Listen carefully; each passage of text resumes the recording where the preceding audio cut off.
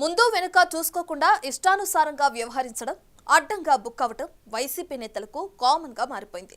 ఎప్పటికప్పుడు ఫోన్ సంభాషణలు, video క్లిప్పింగ్లు leak అవుతూ నెగిటివ్ గా ఫోకస్ అవుతున్న నాయకులు ఆ పార్టీ పరువును మరింత దిగజార్చేస్తున్నారు. ఆ పార్టీ నేతల లీలలు ఒక్కటొక్కటిగా బయటపడుతుండడం చర్చనీయాంశంగా మారింది. అయితే సదరు నేతలు మాత్రం ఆ పాపమంతా తమ ప్రత్యర్థులదే అని, మార్ఫింగ్లతో తమను ఇరికిస్తున్నారని పత్తితుల్లా స్టేట్మెంట్లు ఇచ్చి చేతులు దులిపేసుకునే ప్రయత్నం చేస్తున్నారు. ఇప్పుడు గోరంట్ల మాధవ్ నుంచి ఇప్పుడు అనంతబాబు వరకు అందరూ ఒకే స్టోరీ చెప్తూ నెట్టింట్లో ట్రోల్ అవుతున్నారు.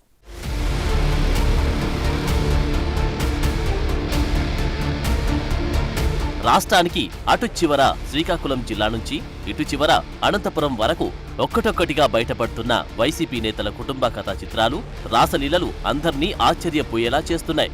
ఇలాంటి వారిక తాము ఓట్లేసిందని ప్రజలు ఊసడించుకునే పరిస్థితులు తలెత్తుతున్నాయి. తమ లీలలు స్పష్టంగా బహిర్గతమవుతున్నా నవ్విపోదురుగాక మాకేటి సిగ్గు అన్నట్లు తమ బాగోతాలకు కవరింగ్ ఇచ్చుకునే ప్రయత్నం చేస్తూ సదరు నేతాశ్రీలు మరింత అబాస్ పాలవుతున్నారు.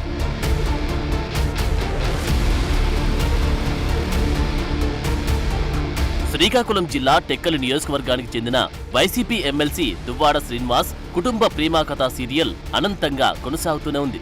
అటు భార్య దువ్వాడ వాణితో పాటు కుమార్తెలపై పోలీసు కేసు పెట్టిన శ్రీనివాస్ దివ్యల వాణితో తన అనుబంధాన్ని సవివరంగా చెప్పుకొచ్చారు.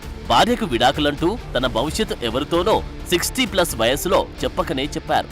అసలు ఆయన నోటి దురుసుతో తాము బాధపడిన వారిమేనని, ఇప్పుడు అతని భార్య పిల్లలు భరించలేక బయటకు వచ్చారని వైసీపీ నేతలే అంటున్నారంటే అతని కరెక్ట్ క్యారెక్టర్ ఏంటో అర్థం చేసుకోవచ్చంటున్నారు.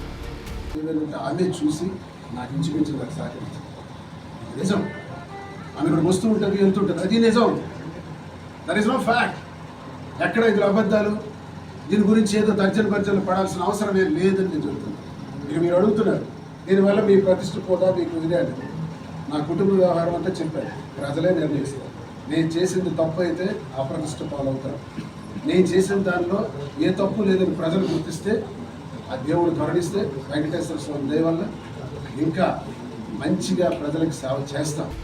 దువ్వాడ కుటుంబ గొడవల నేపథ్యంలో దువ్వాడ శ్రీనివాస్ పై వైసీపీ అధిష్టానం చర్యలు తీసుకుంది. పార్టీకి చెడ్డ పేరు వస్తుందని భావించిన జగన్ టెక్కలి ఇన్ఛార్జ్ బాధ్యతల నుంచి శ్రీనివాస్ ను తొలగిస్తూ నిర్ణయం తీసుకున్నారు. అయితే ఆ వివాదం మాత్రం ఇంకా కొనసాగుతూనే ఉంది. అది కొలిక్కి రాకముందే తూర్పుగోదావరి జిల్లా ఎమ్మెల్సీ అనంతబాబు రాసలీలల వీడియో బయటపడింది. వీడియో కాల్లో అశ్లీలంగా ప్రవర్తించిన అనంతబాబు వీడియో సోషల్ మీడియాలో వైరల్ అవుతుంది.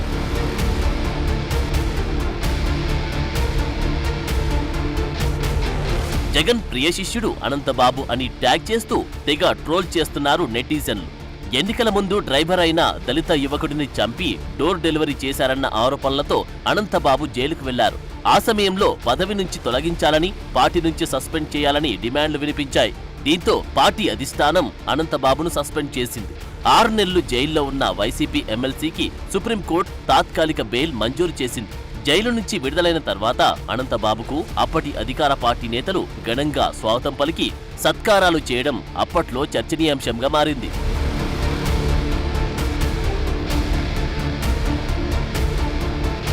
అదే కాదు, ఇంతవరకు ప్రత్యక్ష రాజకీయాల ముఖం చూడని అనంతబాబుకు ఘనమైన చరిత్రే ఉంది. అనంత సత్య ఉదయ భాస్కర్, ఇది అనంతబాబు పూర్తి పేరు.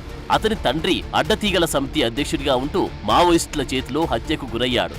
ఎస్టీ రిజర్వ్డ్ రంపచోడవరం నియోజకవర్గానికి చెందిన అతను ఏజెన్సీ ప్రాంతంలో దొరికే రంగురాళ్ల అక్రమ వ్యాపారంలో కీలక పాత్ర పోషించేవాడని రౌడీ షీట్ కూడా తెరిచారు పోలీసులు.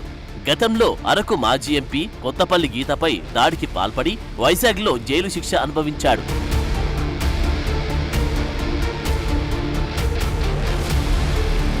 (2014) ఎన్నికల్లో వైసీపీ అభ్యర్థిగా రంపచోడవరం నుంచి నామినేషన్ దాఖలు చేశాడు. షెడ్యూల్ తెగ అయిన కొండకాపు వర్గానికి చెందిన వాడినంటూ సర్టిఫికేట్ పుట్టించి ఎస్టీ రిజర్వ్డ్ సెగ్మెంట్లో నామినేషన్ వేశాడు. అయితే అతను ఎస్టీ కాదని ఫిర్యాదులు రావడంతో రిటర్నింగ్ అధికారి అతని నామినేషన్ను తిరస్కరించారు. అప్పట్లో అనంతబాబుకు డమ్మీగా నామినేషన్ వేసిన వంతల రాజేశ్వరి రంపచోడవరం నుంచి వైసీపీ ఎమ్మెల్యేగా గెలిచారు. ఆమె తర్వాత అతనికి షాక్ ఇచ్చి టీడీపీలో చేరిపోయారు. గత 6 నెలలుగా నాకు కొన్ని ఫేక్ కాల్స్ వస్తూ ఉన్నాయి అన్నోన్ నెంబర్ నుంచి. నేను కొన్నిసార్లు ఎత్తలేదు, ఒకసారి ఎత్తే హలో అని కానీ వెంటనే వాట్సాప్ కాల్ చేస్తాను ఫోన్ పెట్టేశారు.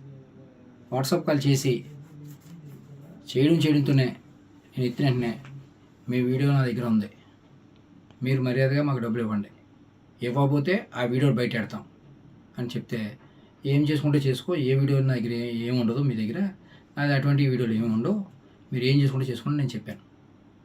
చెప్తే వెంటనే ఒక వీడియో పెట్టి వాట్సాప్లో నేను చూస్తాను కానీ మళ్ళీ డిలీట్ చేసాడు. తీరా ఆ వీడియో చూస్తే ఒక ఫంక్షన్లో ఒక ఫ్రెండ్ తాలూకా వాళ్ళ అబ్బాయి పుట్టినరోజు అయితే విషయం చెప్పమని వీడియో కాల్ చేస్తే వీడియో కాల్లో విషయం చెప్పాను. దాన్ని కొంచెం వీడియో కట్ చేసి దానికి ప్రైవేట్ పార్ట్లు యాడ్ చేసి ఫేక్ వీడియో తయారు చేసి నన్ను బ్లాక్మెయిల్ చేసి తద్వారా వాళ్ళు డబ్బులు గుంజుదామని ప్రయత్నం చేశారు. అటువంటి వ్యక్తిని జగన్ 2021లో ఎమ్మెల్సీని చేశాడు. ఎమ్మెల్సీ అయ్యాక మరింత దూకుడు పెంచిన అనంతబాబు తన రహస్యాలు, వ్యాపారాలు, ఇతరత్ర కార్యకలాపాల గురించి తెలిసిన తన డ్రైవర్ వాటిని ఎక్కడ బయట పెడతాడో అని హత్య చేసినట్లు అభియోగాలు నమోదయ్యాయి. అసలు మొన్నటి వరకు అటు రంపచోడవరంలో కొందరికి, ఇటు జగన్కి తప్ప పెద్దగా ఎవరికి పరిచయం లేని అనంతబాబు అశ్లీల వీడియోతో అందరికీ నోటెడ్ అవుతున్నారు. అయితే అందరిలాగే అతను ఈ వీడియో ఫేక్ అని కొట్టిపారేశారు. అతను ఎవరికో బర్త్డే విషెస్ చెబుతున్న వీడియోను కట్ చేసి మార్ఫింగ్ చేశారని, వారిపై చర్యలు తీసుకోవాలని రంపచోడవరం స్టేషన్లో కేసు కూడా పెట్టారు.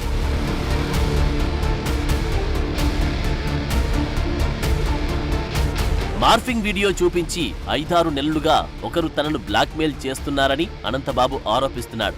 మరి అప్పుడున్నది వైసీపీ ప్రభుత్వమే. మరి ఆ పార్టీ ఎమ్మెల్సీగా ఉన్న అతను అప్పుడే పోలీసులను ఎందుకు ఆశ్రయించలేదంటే సమాధానం లేదు.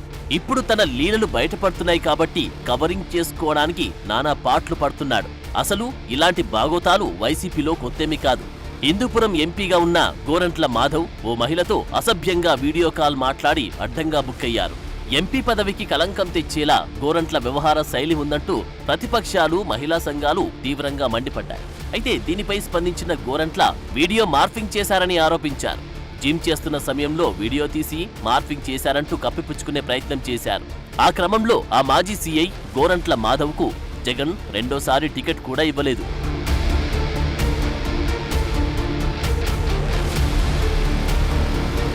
అప్పుడెప్పుడో మాజీ మంత్రి అంబటి రాంబాబు ఆడియో ఒకటి లీక్ అయింది.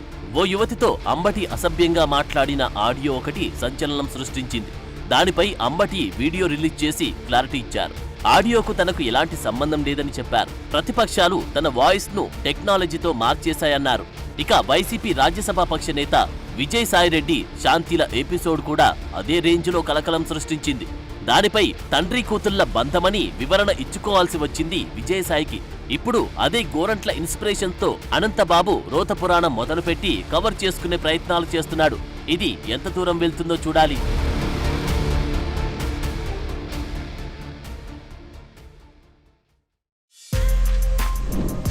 For more videos like this, subscribe Big TV channel.